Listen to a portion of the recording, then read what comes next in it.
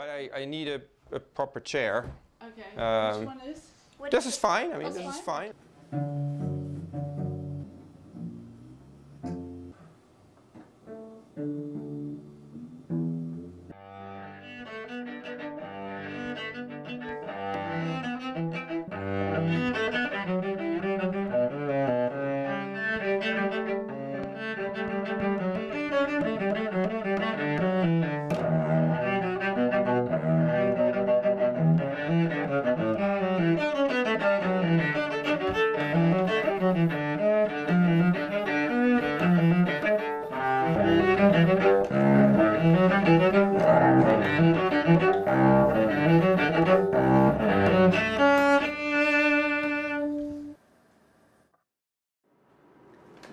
It's a difficult one. Yeah. I mean, I'm quite musical. Does that count? Like writing a sonnet, you have to conform to precise rules, but having that structure there to constrain you somehow enhances the creativity. To do good mathematics, you have to develop a new insight. I mean, calculation everybody can learn, and even you can teach the machine to do it very well. But then, yeah, so the mathematician has to know what to calculate and what to predict. And how can you be a researcher and not be creative? It's impossible. So it's two things at the same time. It's science, it's rigorous, it's about truth or falsity, and it's artistic, it's creative, it's innovative, it's something new. And that's the great fun of it. Okay, it is quite interesting question. Perhaps, okay, I can be creative, but okay, a little bit lazy person. Well, certainly in mathematics, there's a sort of moment when suddenly things become clear, and it comes out of nowhere. And I'll be doing something else, having a shower, cycling home, and suddenly the answer will come. And so that's really, in a way, that's another answer to why I would say it's creative. I mean, it just comes from some part of your brain which is not the logical part. It's hard to see how asking a question which no one had thought of before is a logical process. I never really thought of myself as being creative because, I mean, if you're a mathematician, most of the time you think how stupid you are, rather than how creative am I. Definitely, I think of myself as creative. A lot of the things that I find I'm doing in statistics and in research is inventing new algorithms, new procedures for new problems, and so therefore I think you need some creative. Help me out. Creativity. I always think of artistic, creative talent. You've got some medium to work with, you can do anything with it. You can really conjure up something which doesn't exist, doesn't have to be true. It's just, there's something different there for me. It's a much scarier place because there's so much flexibility. When I am working on a piece of physics or mathematics related to it, and I see something appearing and gradually building up, and you put a piece here and a piece there, and it doesn't work, and it does work, and so I think more of carpentry, of constructing something, cutting it into shape and polishing it, and so on. And you know, I suppose it is creative. Of course, it is. I always think it's nearer to architecture, perhaps, than to other arts. One is trying to sort of build this formal structure up, and there are, you know, supports and girders, and there are connections. So it's a kind of same kind of aesthetic appeal as that of a piece of good architecture. There are mathematicians who maybe build a house which is similar to all the others, but then there are also visionary ones which create a totally new building which had nothing to do with the buildings, and then may become somehow a model for new buildings in the future. So somehow there are different levels of creativity. Musician or concert pianist, composer probably needs to play, listen to music to the point where they can actually see the notes, you know, so they can actually and so I guess that's what we're doing. So we get to the point where we can actually see the flow of the ideas and information that goes into our research. And once you've done that certain amount of practice to get to that level where you can actually start doing that, then you're able to make these connections, form these links, and that's when you become creative. I think creativity comes and goes.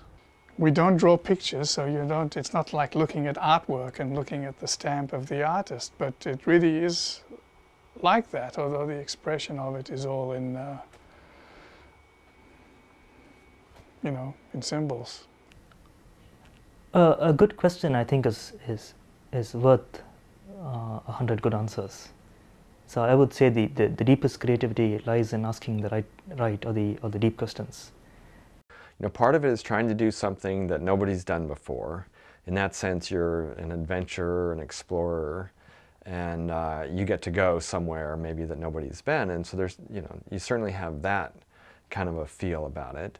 There's also a feel of being an artist. While you're doing math, you feel like you're being creative and you're, trying to combine things in a new way and get a different perspective on things or see things in a new light. So there's definitely part of that, and it's part science, just the exactness and the precision and being careful and paying attention to details and making sure that everything goes right, and there's a certain amount of satisfaction in that. And just, I think when you combine all these things together, it produces something fairly amazing. We don't reach people immediately, but what we do as mathematicians, it still has an effect, a very long delayed effect on the rest of humanity. And we develop things that are then used. So, it's a creativity that is somehow hidden from view, but it's certainly there. One of the big losses about being a creative mathematician is that you do have nothing to do with human emotions in the work you're doing. So you have human emotions about it, and great joy and pain about doing the mathematics, but your work doesn't express that. So other people who are creative are able to say much more about being human than mathematicians can.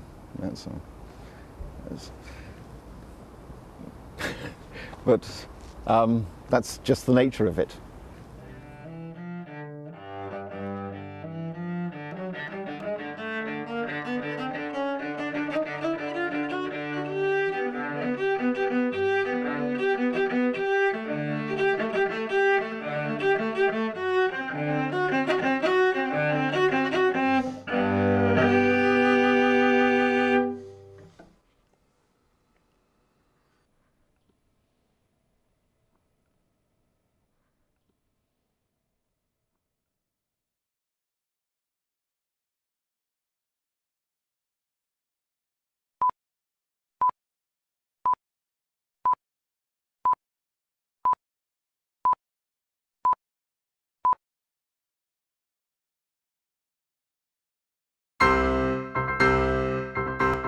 Oh, yes.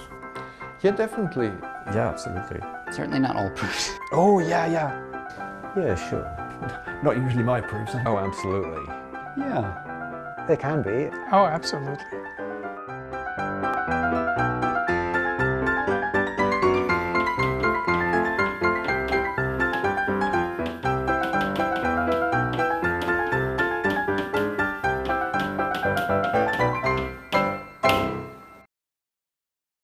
It's like looking to a woman dressed very elegantly and to another that doesn't look after herself very well.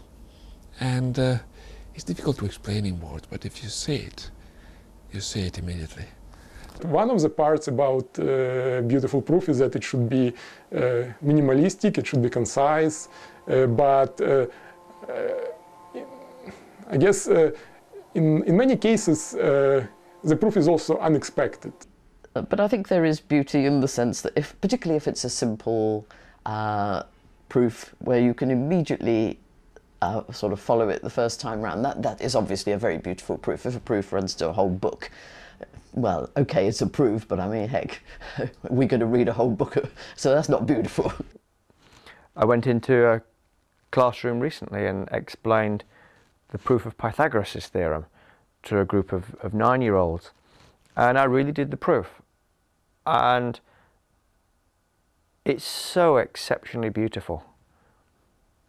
It's an idea that when you see it, you just think, oh, wow. In mathematics, there is a certain inevitability about a good proof. There's a certain feeling that this must be the right way to do it. The great Hungarian mathematician, Paul Erdős, whom I knew quite well, used to say that when he went to heaven, God would show him the golden book, which had the best proofs of all the theorems.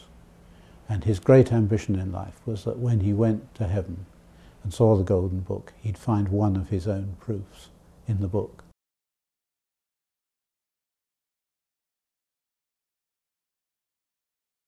Yeah, I mean, some of the ideas can be said to be beautiful. Some of the results can be said to be beautiful, but mathematics has its own system of aesthetics that's pretty hard to define in a way. For an outsider, to feel whether this formula is beautiful, say, yeah, right. I remember I had once a conversation with some artists about beauty. You know, they asked me what beauty is in mathematics. When do we call a formula beautiful, for instance? So, like, say a simple formula like everybody knows, like E equals mc squared or something like this. So, which most people find beautiful who understand it. And if you think why you find it beautiful, it contains a lot of information in a very condensed way.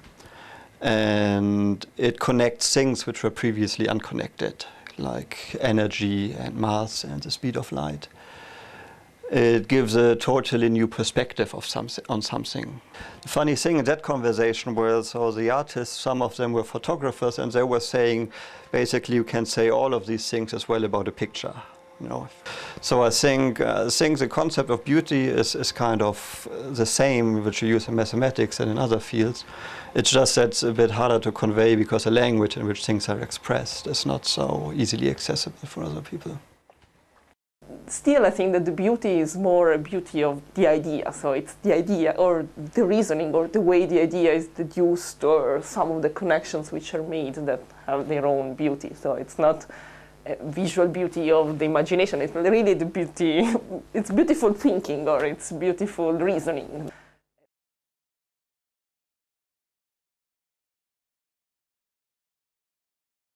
It's a bit like developing a language, and it should be a beautiful language, and it's more fun to learn that.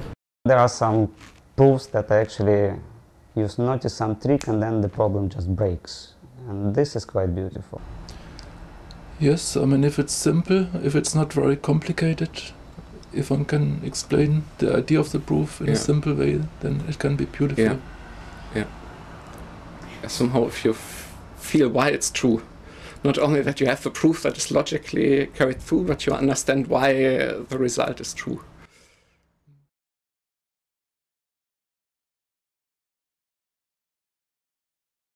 A proof is a process. You move from one step to another, and the more you can make that process as straight and as sleek as possible with no little deviations, the more beautiful it becomes. The main appeal of mathematics is its beauty. But again, I think, as I hinted at before, I think this beauty derives from the clarity of mathematics. Absolutely. Yeah, no, I think mathematics to some extent is like an art. Well, the symbols themselves and how they are ordered and how you sort your arguments, I still call it elegant. What I think about, the kind of pictures it causes in my head, what this represents, yeah, that's beautiful. A clean direction of the proof and how things fit together, and yeah, elegance is really what's it. It comes in the music of Sibelius and the Greek plays as well. Just raw ideas, but expressed in such a concise, effective way that it's brilliant. And if you ask somebody the question, why is that mountain beautiful? I think they'd struggle to answer it.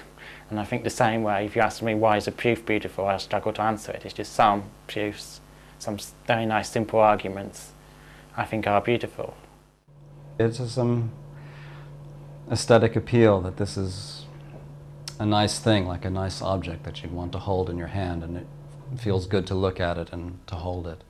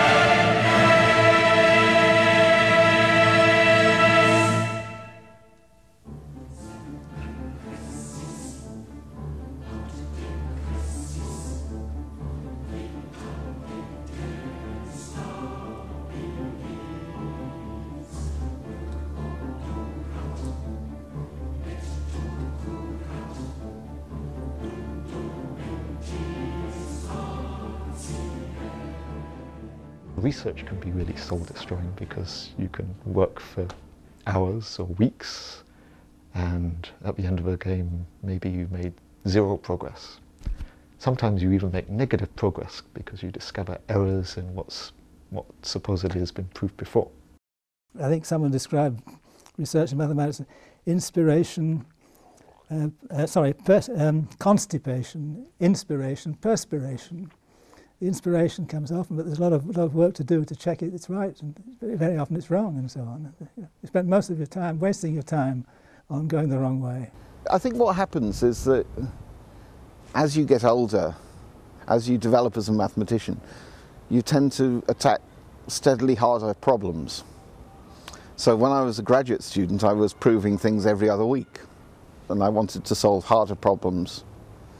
And it went into this routine where I'd be thinking, for first time I attacked something really quite tough, it was a couple of years before I finally solved it, and those 2 years were fairly nasty, and then it was 3 years before I finally solved the next one I tried to do, and so on.